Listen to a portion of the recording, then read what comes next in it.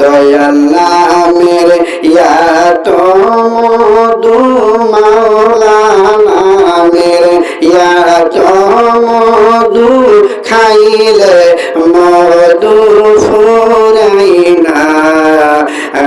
আমারে মন হইল রে দিওয়ানা, আমারে মন হইল রে দিওয়ানা। ও আমার মাওলা নামের এত মধু, আমার কইরাছে জাদু গো। রহমান নামের, মাশুক নামের এত মধু, মাওলা নামের এত মধু, খাইলে মধু ফুরাই না।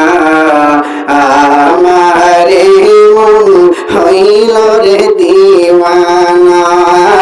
জবান খুলে কি বলা যায় না মারহাবা। আমার বাবারা ভাইরা, আমার চক্ষুর বাবারা, গভীর ভাবে খেয়াল করে আপনারা শুনেন। তার কারণটা হলো এই জান্নাতের বাগান কিন্তু আজকে আছে, কাল থাকবে না। থাকবে কি?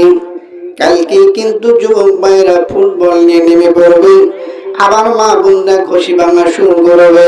এ মুরব্বি বাবারে, গরু বাছুর এখানে ছেড়ে দেওয়া হবে, কালকে জান্নাত থাকবে। কিন্তু আপনাদের এত সুন্দর সৌভাগ্য, এই এমন একটা জায়গাতে আপনারা বসে আছে, যারা দুর্ভাগা কপাল, তাদের কোনো হবে না গোপাল, তাদের এরকম পাবে না কোন ধরনের জান্নাতি খাল। তারা হবে জান্নাতের বাগান, তারাই হবে জান্নাতের বাগান।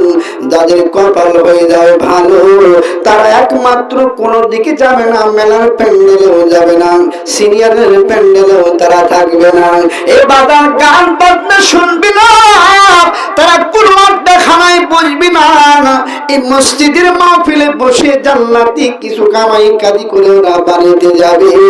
আল্লাহ ইচ্ছা করলে পার্মানেন্ট জান্নাতি বানায়া এখান থেকে চিরদিনের মতো জান্নাতি হয়ে বাড়ি ফিরবে। একবার জবান খুলে কি বলা যায় না মারহাবা? আর জোরে বল মারহাবা। তাহলে এখনো যারা যারা চিন্তা করছেন যে মাহফিলে গেলে এন্ড হবে তেন হবে, আসলে দেখেন নতুন মসজিদ, আল্লাহ রাসূল সাল্লাল্লাহু আলাইহি ওয়াসাল্লাম যে হাদিসটা আমি তেলাওয়াত করেছি, যে আল্লাহ রাসূল সাল্লাল্লাহু আলাইহি ওয়াসাল্লাম বলেছেন, কোন মুসলমান বান্দা বান্দি যদি এরকম ভাবে আল্লাহর ঘর মসজিদ বানায়, আল্লাহ তাআলা জান্নাতের ভিতরে তার জন্য একটা বালাখানা বানাবে। জোরে বলুন সুবহানাল্লাহ। কিন্তু আমরা চিন্তা করি এই দুনিয়ার জমিনে যা কিছু আছে মনে হয় সারা জীবন আমরা ব্যবহার করব। এটা অবশ্যই চিন্তা ভাবনা ভুল। ক্ষণস্থায়ী হিসেবে আল্লাহ রাব্বুল আলামিন বাড়িঘর কি আমাদের জন্য সৃষ্টি করে দিলেন। আমার বাবা সে কাল থাকবে না, আমার দাদা ছিল, তার দাদাও কিন্তু বাঁচতে পারে নাই, আপনারা কি বাঁচবেন? কেউ কি বলতে পারবেন হুজুর? লাভ যে যারা বলবেন হুজুর আমি চিরজীবন দুনিয়ার জমিনে বাঁচবো গো, আমাকে আজরাইল ধরতে পারবে না, কেউ কিন্তু বলতে পারবে না।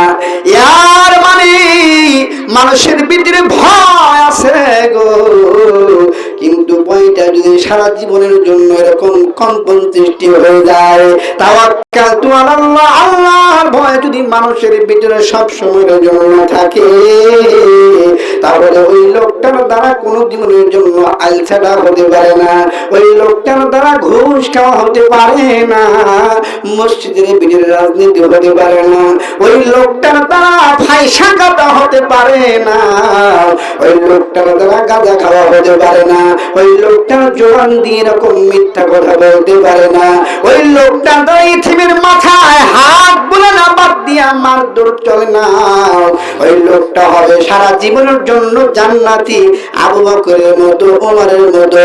একবার জবান খুলে কি বলা যায় না মারহাবা? আমার সাকশা নদী বাবার বাদল নারে